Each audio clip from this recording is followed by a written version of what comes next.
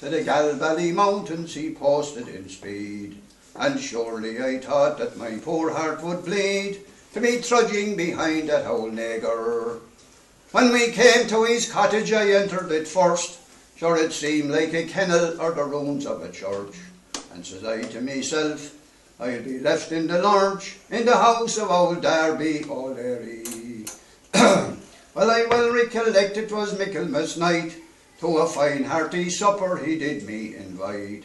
A mug of sour milk that would poison a snipe, sure to give you the trotting disorder. And the wet old potatoes would poison the cats, and the barn where my bed lay was swarming with rats.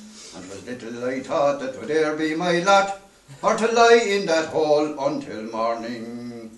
And by what he had said to me I understood, my bed in the barn it was not very good. And the blanket was made at the time of the flood, and the quilt and the sheets in proportion. And 'twas on this old miser I gazed with a frown, when the straw was brought out for to make my shake down. And I wished I had never saw Galbally town, or the sky over Darby O'Leary.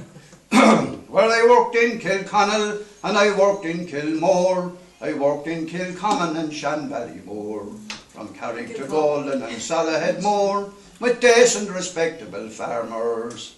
And I worked in Tipperary, the Rag and Rose Green, at the mound of Kilfakel to the bridge at Halleen. But such woeful starvation I've never yet seen as I got from old Darby O'Leary.